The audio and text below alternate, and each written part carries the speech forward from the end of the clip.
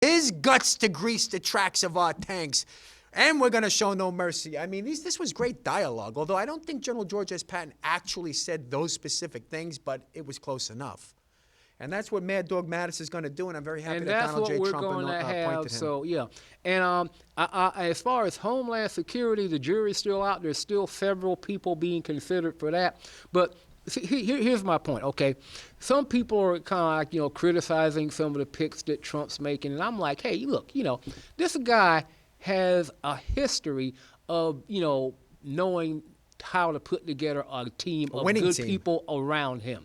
He didn't make all those millions by himself single-handedly. He did it by putting together people who could help him do that, putting key people in key positions. And I think from what I'm going to see, he is going to do the same thing when it comes to governing. Yes, he absolutely will be. I think he's going to be a fabulous president, and I think most people who are fair-minded believe so, although you have your true belief in Kool-Aid drinking liberals out there who are doing everything they can to not give the man a chance, to not listen to what he's actually saying. I mean, you get certain kind of smart Alecs out there who think that by being skeptical and questioning everything, and that kind of thinking comes from the Frankfurt School of critical thinking, of critical theory back in the 1920s.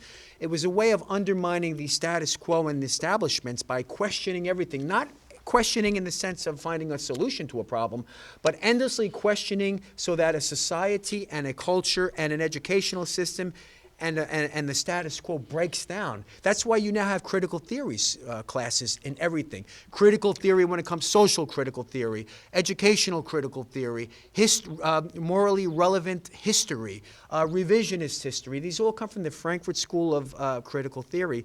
So they're not looking at these people, these leftists, for solutions. They're just looking for problems so that they can continue their quest of transforming fundamentally the United States of America. And that's one of the things that Barack Obama said he would do.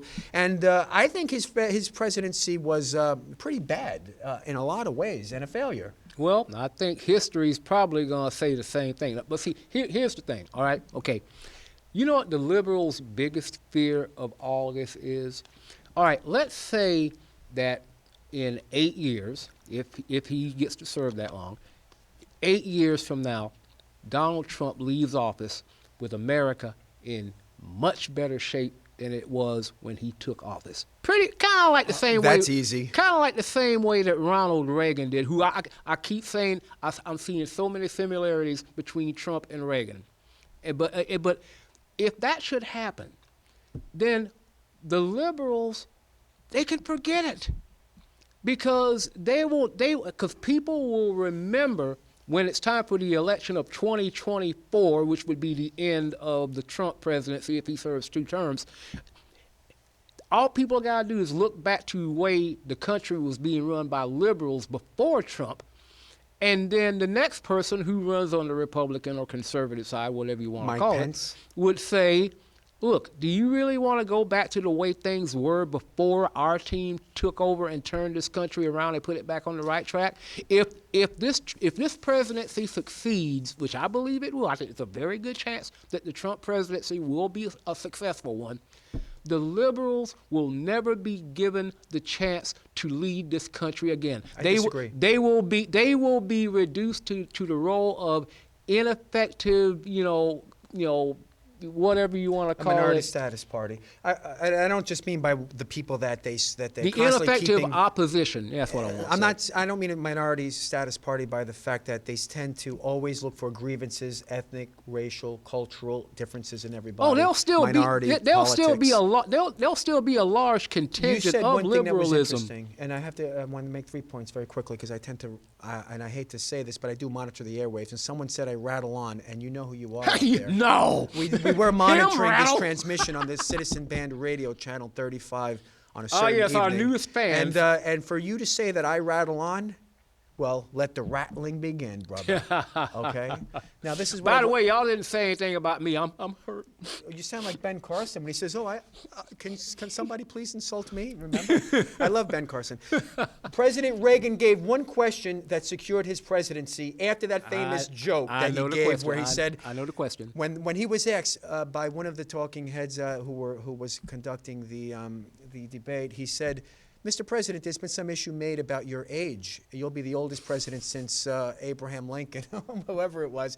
And President Reagan said, and I quote, I have to say that I do not want to make, for partisan purposes, political purposes, my opponent's youth and inexperience an issue of this election. That was classic. And everybody laughed, and that secured his wit. But that's not what he said that secured his presidency. He asked that famous question in 1980 during the debate. He looked into the camera and he said, I would like to ask the American people, are you better now than you were 4 years ago? Are you better off than you were 4 years ago? Better off now than you were 4 years ago. And right then and there, the peanut meister, we're talking about the peanut farmer, Mr. Jimmy Carter. Mr. Malaise. Yeah, Mr. Misery Index and all the rest of it, lost the election, a one-term president, in much the same fashion that President Barack Hussein Obama really should have been a first, one and only term president. But I wanted to make a second point about the wit of President Reagan and the question that he asked. President Reagan had a schlemiel of a vice president, and that would be George Bush the elder, because everything that President Reagan did to correct the economy, to improve Reaganomics, a rising tide lifts all boats. Reaganomics was so beyond succeeding. Even Larry Kudlow says it was no better than free market capitalism as practiced by Reaganomics, was lowering the tax rates, the same thing that President-elect Trump wants to do, is the way to get this economy moving again. This is something that you have to look at. His vice president, Bush, undid virtually everything that President Reagan did to make and improve the American situation after he took office. Which gave Bill Clinton the opening to say it's the economy, stupid. Exactly right. In the meantime, the democratic economy is something that we all should be wary of, because democratic economy is a tax and spend economy which is into wealth redistribution under the presidency, or should I say reign, of King Barack Hussein. And this is something that, and you don't mind anymore that I say Barack Hussein Obama, since you jumped ship and turned sides over to the light, and now you see the virtues of a Trump presidency.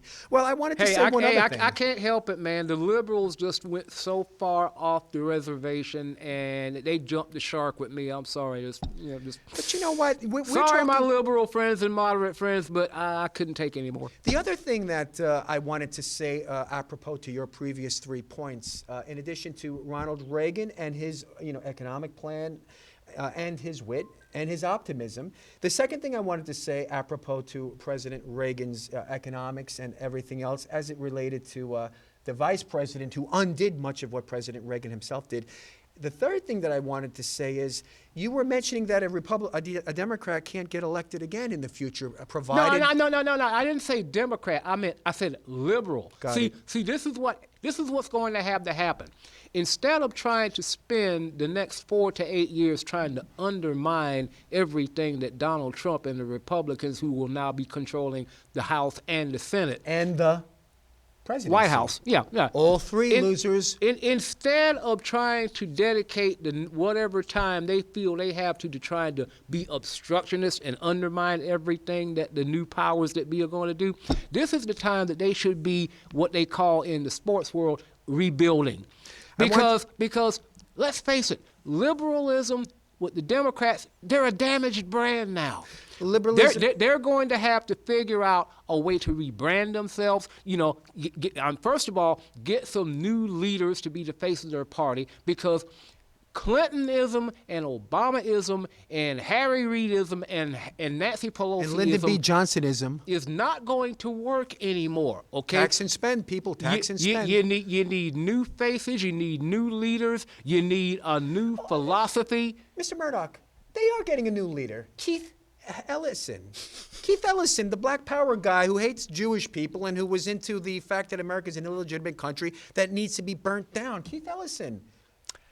Like I said, he's going to be, they're talking about making him the leader of the Democratic Party. I hope that they do. Please elect him. If they do, then that will just further prove the case of what I'm saying. How could they get their this will further prove the case of what I'm saying about the Democrats are just going to make themselves irrelevant. How could the Democratic Party take such a shellacking in this election and previous elections from the Tea Party movement forward, and yet still be so dunderheaded that they're going to then even mention the name of a Keith Ellison, who's essentially a fringe, radical, leftist, racist, anti-Semitic, anti-white, this is what madman. See, this is what's happening.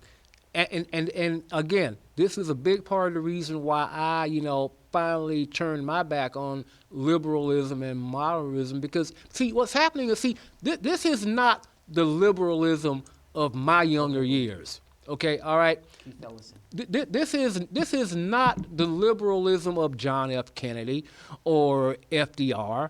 This is okay. People have been saying for years that on the other side, the conservative Republican movement was taken over by neocons. Well, what we have here is that we now have the liberals that have been taken over by what I call the neo-libs.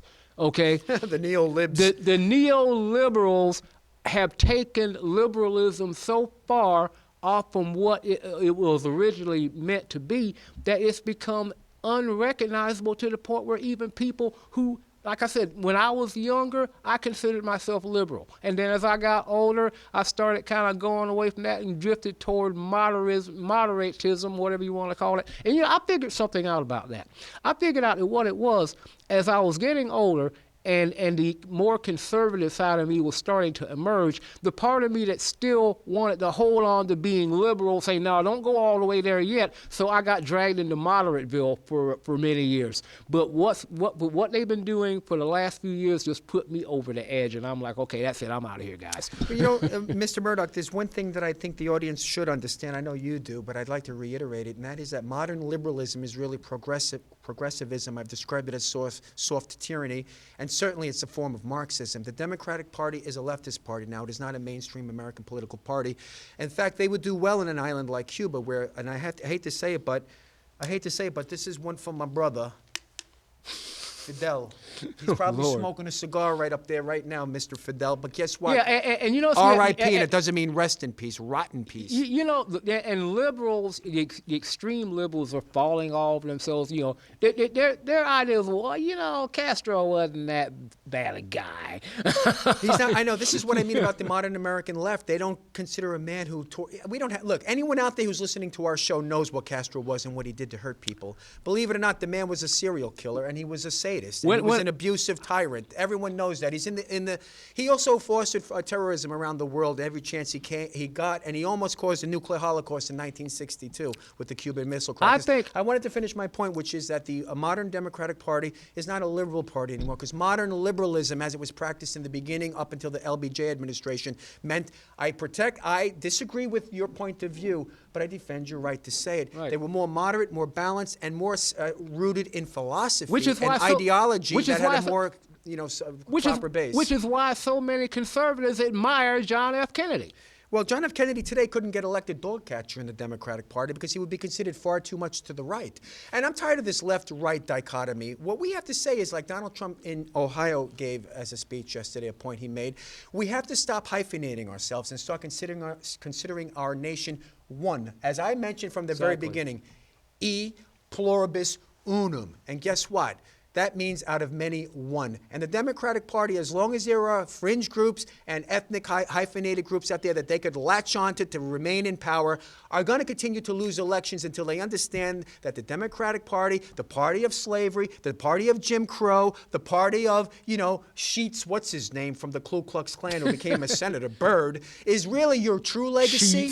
Sheets Byrd of the Ku Klux Klan became a prominent player in the Democratic Party. You people are morally, intellectually, and a character issue depraved. And I think you really need to start to look at your party, bring it back to the center, and forget about someone like Keith Ellison, because he's certainly not going to do any good for this country. And God forbid a person like him took the reins of power. It wouldn't be that, like Donald Trump joked with Hillary Clinton, because you'd be in jail, when she said, good thing a man like Donald Trump isn't in charge of our legal system. And Donald Trump said, because you'd be in jail. If those people were in charge of your legal system and our judicial system and our government, guess what they would do? Exactly what they did with the IRS with Lois Lerner, going after conservative groups, trying to destroy them, trying to overregulate corporations and small companies and family businesses with the Environmental Protection Agency, bankrupting poor farmers who are trying to raise their families and earn a living and provide goods and services. The Democratic Party has an issue with everybody that doesn't agree with them, to the point where they don't mind destroying and burning and going after your property and everything else they can do in order to win, as evidenced by Hillary Clinton. And that's one thing I'd like to say, because I am rattling on to you CB people out there, is this. Hillary Clinton did pay for play. People died in Benghazi because of her issues. The president of her president, our president, the leader of her party, actually tried to cover up Benghazi and blame it on a poor guy who made a video, who remained in jail for over a year for something he had nothing to do with. Where's his life? Is he going to get it back? Oh, it goes back to Castro. Well, at least the schools are good. At least the hospitals are good. It's always you people with your false sense of what's right and wrong. Moral as long as it doesn't happen to superiority. you don't mind somebody's life being destroyed. Okay, look, okay. I think it was all summed up when I was watching some of the, and by the way, I watch local news now. I don't watch the national news anymore. Local news on TV is a little more bearable. Lionel Mandrake radio program with Matt Murdock, channel 3479, Monday through Friday. I don't know the schedule. Shameless plug. Anyway, yeah, shameless plug. They were interviewing the people on the street in Miami, of course, which is where a lot of the Cuban refugees came to escape the horrors of the Castro regime. And this one lady, I think she summed it up. She appeared to be like about 70 years old, and she said, all these people who were saying all these great things about Castro, trying to make him look like he was such a great leader and such a great revolutionary. Those of us who lived there and lived during that time, we know the real story. That should have been a drop the mic moment. You know, that's the popular thing nowadays. Drop the mic. That's a drop the mic moment. Well, what can I say except that Fidel Castro is Oh, and widely praised by the mainstream media. How could they widely praise a man who's responsible for making his island into a mass concentration? They're They're talking leftists. about incarcerations. Well, the people are such incarcerated people that 1/3 of their population fled to Cuba over the years. They're leftists. I mean, come on, what do you expect? Okay, something you kind of touched on, and I want to kind of bring this up just briefly here. Okay, all right. I hear this a lot. Okay. And I want to say something to my fellow black people out there. All y'all sitting around waiting for Donald Trump to bring back the Ku Klux Klan, y'all need to get a grip. Kellyanne Conway was actually on television last night, and she was doing a show with some leftists on the show. I think it was some of the Clinton team, and they were doing a report. There was a moderator, and they were like asking questions back and forth. And one of them said, you know what, you, Miss Kellyanne Conway, were responsible for Donald Trump's supporters who were into the white supremacist movement and the Ku Klux Klan. And that's the one that you were encouraging this and trying to gain support from these people for the election of Donald Trump. And Kellyanne Conway looked into the camera and said, are you trying to tell me that I asked and sought their support? We rejected this. What are you talking about? You're going to tell me this to my face? And don't you know the clueless, dumb leftist, I wish I knew her name, said, that's exactly what I'm saying. These people live in a bubble. I don't even want to talk about liberals anymore. Brainwashed. To They're me, you liberals out there are dead to me because you are such an intellectually dishonest lot. You know what I mean? I used this here quote before, and it's a shameless plug from, I think, some Ecclesiastes. There are none so blind as those who refuse to see. Exactly. And at my age right now, at the age of 22, you know what all right, whatever. At my age, years. at my age, RP said. I don't have patience for liberals anymore. I mean, it's like Neither do I. trying to tell someone who just doesn't believe it that the moon is not made out of Swiss cheese, that the earth is actually not flat. Oh, the earth is flat. It's definitely flat. You liberals out there live in a delirious world of medical marijuana. Oh, did you hear this?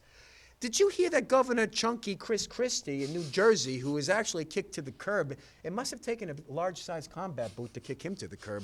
But he was kicked to the curb. Do you know he's signing a law into law that says that medical marijuana is now to be allowed in schools in New Jersey for students who are on medical marijuana? We're talking about junior high school, elementary, junior high, or high school students are taking medical marijuana, and this so-called conservative is signing it into law? Wait, hold, time out. Wasn't this the same Chris Christie who, when the rage going around the nation was states legalizing marijuana, wasn't this the same Chris Christie don't know. that said it'll never happen in New Jersey as long as I'm governor? Well, unless I was hallucinating on somebody putting some medical marijuana in my water, the liquid version of it, I can swear I heard it on the radio that he is signing into law medical marijuana for children. Now, can I tell For you this? children, yeah. This goes back. Let's be fair here. A high school kid is not a child if he's over like 18. But a lot of kids today in high school are 22, 23-year-olds in high school, I mean, because they don't graduate. In any event, young adults on medical marijuana in school should not be on substances like that. Let me tell you something. This goes back to the liberal leftist progressive mentality of drugging people up, including children in school, when in fact creating problems like bullying, the bullying epidemic. When we were growing up, I mean, you never heard of this. All right, you can argue the virtues of trying to minimize it, but making it into a new industry where bullying is like the latest industry, where people can take medical marijuana in schools. I'm talking young people in schools where children are taught about, everything bad about America, anti-Americanism, a lack of focus on America's accomplishments as a nation, as a country, a leader in the world. Everything is anti-Americanism. The leftists have created an environment where they're not creating wholesome, complete adults who are ready to join the workforce, but a bunch of people who have grievances against our country. They become Democrats. They vote for the Democratic Party. Whiny crybabies. They're snowflakes, and what was the other term for them? They're called snowflakes, and they play with Play-Doh in the safe spaces. This is not something that is good for a nation. Trophies. Yeah, but I wanted to say that they started drugging kids up on Ritalin and tranquilizers back in the early 1970s when they started to, take psychological conditions that were for years known to be sort of, problems in the they have the book, the psychiatric manuals where there was, a list of certain conditions that were considered to be illnesses, and they changed certain conditions and neuroses and psychoses and other things into just normal part of the human experience. Mm-hmm. So they kind of correct, they legitimize behaviors that were once considered anti-social and a sign of perhaps mental illness or emotional disturbance. They legitimized it and called it diversity of thinking, self-expression, and let's put them on Ritalin. A little kid who might have a little too much sugar in him, so he's a little hyperactive, is now got to be drugged up, and then he turns around at some point in his life and he's mentally ill, or God forbid takes a gun and hurts people. And this has happened. Yeah. You don't drug up children, you let them be children. And these people out there, and parents who allow it, in my opinion, are irresponsible. So the governor of New Jersey, I'm shocked, and I hope Trump doesn't use you for much. I hope not. Well, he got a sizable demotion. Remember now, this is a guy at one point who was being talked about a possible vice presidential pick, and now he's down to like a usher at the doorman or something. I wanted to make my prediction, the Mandrake prediction. Now, everybody's talking about Mitt Romney, the two-time loser, the billionaire who actually went after Donald Trump. Yeah, in I'm kind of questioning that one, yeah. This is the Mandrake prediction. Everybody out there, I don't know if you want to take odds. Those guys on the CB who hate me, please listen in, Channel 35. I can tell you this much. This is my prediction for Mitt Romney. Mitt Romney, in my humble opinion, as I did predict the results of the Trump presidency, correctly so, am I right? Yes, you did. I predicted he would win, but it wasn't just a feeling from the ether. I was in Florida and I was in Pennsylvania, and I saw the reaction to Trump, and I felt that he's going to win at least those two states. I didn't know about the Rust Belt. I was pleasantly surprised, but I figured he would win. But this is my prediction for Mitt Romney.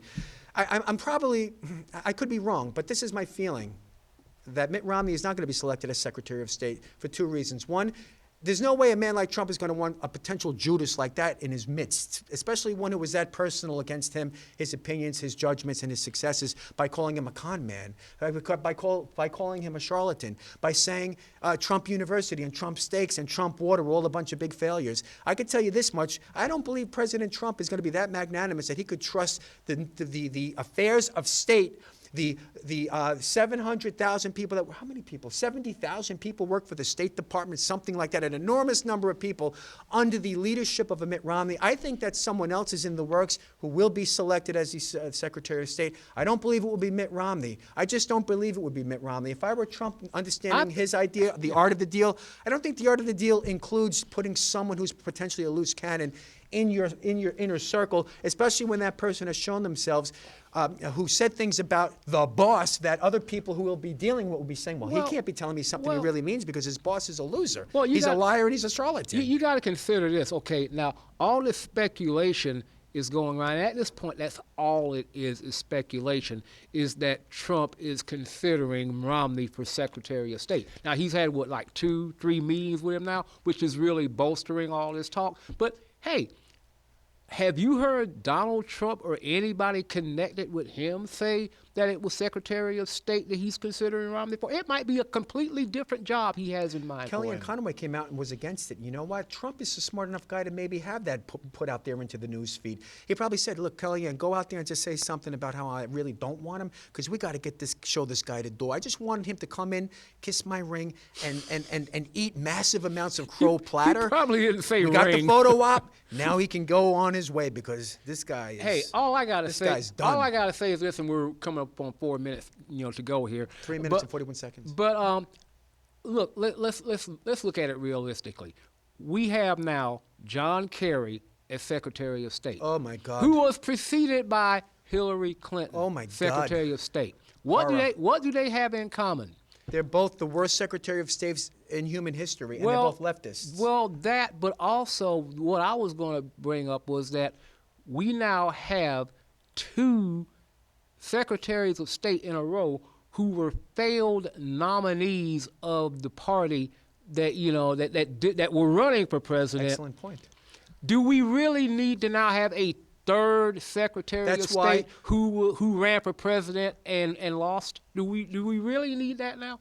That's why I think it's time to go in another direction. Mandrake's prediction is Mitt Romney will not be selected or nominated as Secretary of State by Donald J. Trump. My prediction is I'll go along I don't know with what that. it is, but it's not going to be him. And if it is him, I will eat my words. But I just don't feel a man like Trump, who's such an excellent deal maker, would want a loose link in his chain of excellent picks because he wants to somehow reach an olive branch out to the other side. And one last thing, President Donald J. Trump-elect, I want to tell you one thing. It's a word of advice from Lionel Mandrake and his trusted co-host Matt Murdock. Do not fall for the liberal trap of bipartisanship with Chuck E. Cheese Schumer. Chuck Schumer should crawl back under that rock he slimed his way out of, because I'll tell you why. He has no right trying to say he's going to obstruct various people who are nominated for the Secretary of State or Department of Defense. Who the heck is he? The guy that gave us Anthony Weiner is now going to tell us, well, we have skin in the game and we want to be bipartisanship. The bipartisanship is the judo trick of the left. They want you to be bipartisan when they're on the losing end of things and in a position of weakness. But the minute they're in power, as they have been basically for 8 years with a bully puppet president who did everything with an executive order, they immediately turn on you like rabid jackals that they are. Don't fall for it. And that includes Mitt Romney, who in my opinion is a closet liberal.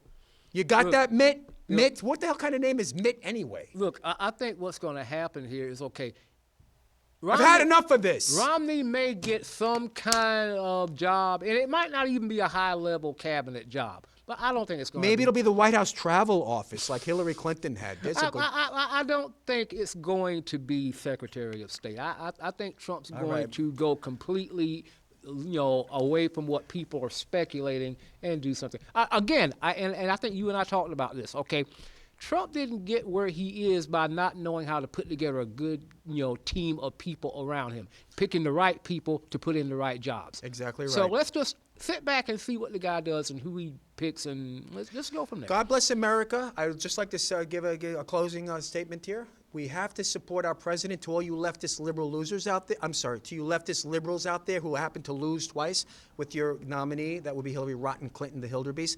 Please give President-elect Donald J. Trump a chance. Stop burning our American flags. And I want everyone to know, I am announcing it here on the show tonight, that I am going to be having a flag burning sometime this week, perhaps Monday next week, in front of Trump Tower. I'm going to be burning the United Nations flag and the flag of the European Union, because these are 2 symbols of mass globalization that we don't want anymore. I won't be there. I'll be at my job. You're going to burn our I get flag. paid for. I'm going to burn that United Nations flag, because there is no United Nations. There's only one nation, and that's the nation of the United States of America. And if you don't like it, go to Cuba. You understand what I'm saying? Good night. Don't let the door hit you in the butt. God bless America.